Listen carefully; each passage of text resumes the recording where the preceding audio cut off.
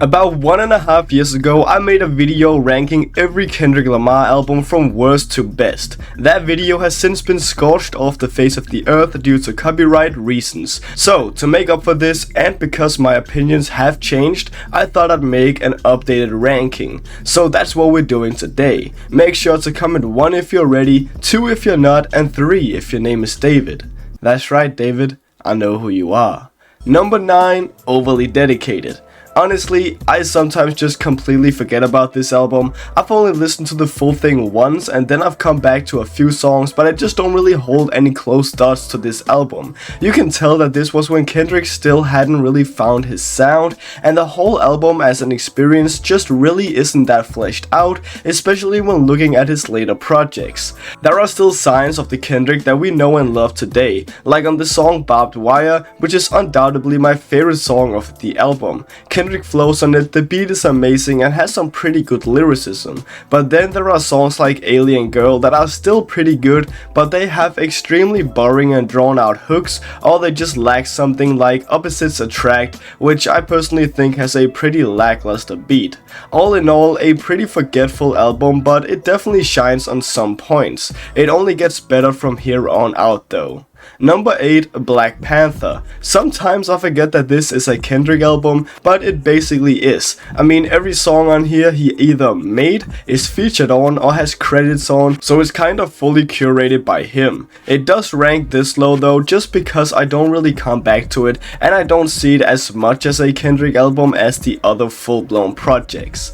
But it does obviously have some insane bangers like All the Stars and Pray For Me, but in my opinion, the rest of the album is just nothing insane. Number 7, Untitled Unmastered. This only ranks low because it's so short. It's kinda crazy to think about the fact that this is literally B-sides. I mean, it sounds like Glaze, but Kendrick's B-sides are better than a lot of rappers' actual albums. And is it even Glaze if it's true? I mean, take a song like Untitled 05, my favorite off of the project. It is insane. The progression, the writing and the flow, the singing from Anna Wise, and the insane, sinister beat. This could have fit perfectly onto Pimp a Butterfly and no one would bat an eye. But again, it's just a side project and it doesn't really compare to some of Kendrick's full-blown works. Still amazing though. Real quick, if you're enjoying this video, make sure to like and subscribe for more music related content. We're almost at 3,000 subscribers and it would help out a ton.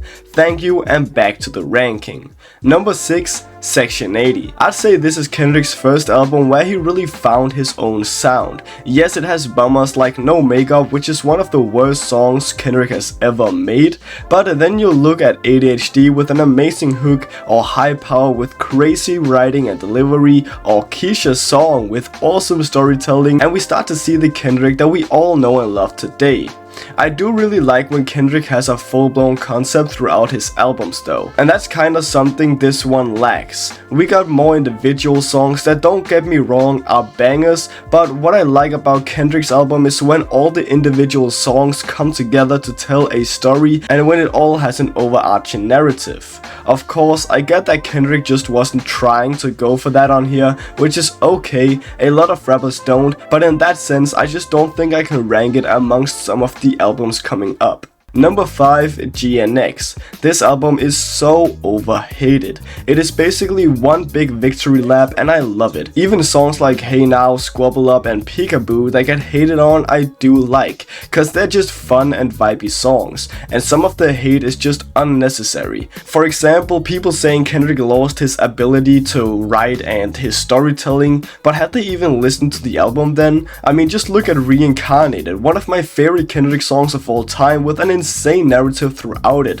or Man at the Garden. There are so many bangers to choose from, but sadly the album just gets boiled down to either Mustard or Beam Bam Boom Bop Beam Bam Bam, because the Kendrick haters don't actually want to engulf themselves in the arts. There is also some valid hate though, because the tracklist does include one of Kendrick's worst songs of all time, the title track GNX. I mean, I don't know what he was thinking with that beat. Other than that, I really like the project. Number 4, To Pimp a Butterfly. That's right, T-Pap is not even in my top 3 Kendrick albums. Let me explain. I do think these top 4 albums I'm about to go over are all 8 out of 10s and above. And honestly, you can rank them in any way and I wouldn't look down at you. That's how good these albums are. The reason I don't rank T-Pap higher is simply the replay value. I just don't come back to this one as much as I do a Good Kid, Mad City or a Damn. Obviously it has replayability in some cases like Alright,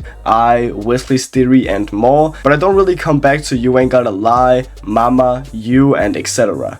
I do think this is Kendrick's best written album though, just in terms of the narrative and the overarching story with the poem and all the values and themes Kendrick is trying to show here. But even though it's better written, I do think the concept of Damn and Good Kid, Mad City are cooler, and even the concept of Mr. Morale and the Big Steppers is a concept that I can relate to much more and means much more to me. With that said, T-Pap is still an amazing project, but I just like these other 3 upcoming albums more.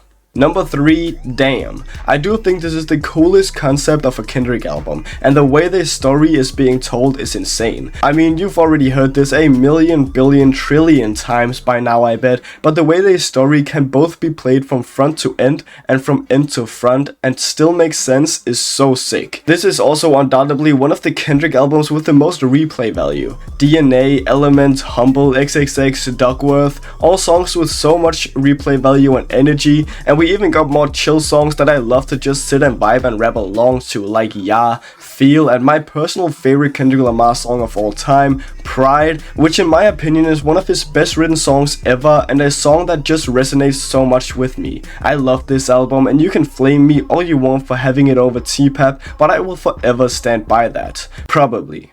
Maybe. Opinions can change. Number 2, Good Kid, Mad City.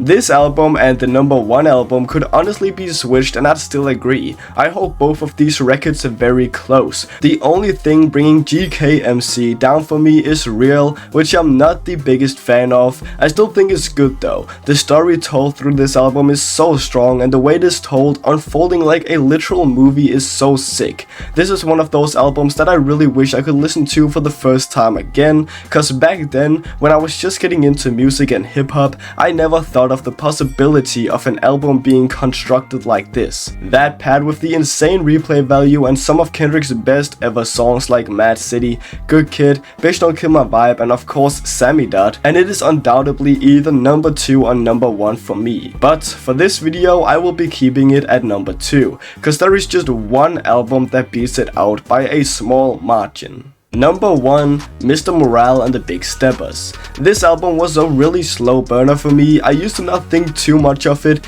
Then a while ago I re-listened and I liked it more. And the older I've grown and the more I've replayed it, I found myself loving it more and more.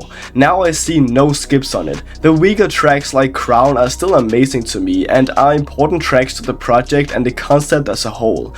This has some of my favorite written Kendrick songs like Worldwide Steppers, one of his most menacing songs ever, compact and filled with bars you could genuinely analyze for hours. Some people say this doesn't have that much replay value, but come on. In 95, some of Kendrick's best rapping showing off his voice control and his flow styles. Father Time, one of the grooviest beats, deepest written songs with a crazy sampler feature, and way more like Savior or Silent Hill with a nasty instrumental. This album just resonates so much with me and some of the themes it touches on, and I will forever hold it near and dear to my heart. And with that, thank you for watching. Make sure to comment down below if you disagreed with anything, because I'm sure you did. And with that, I hope you all have an amazing rest of your day. Bye.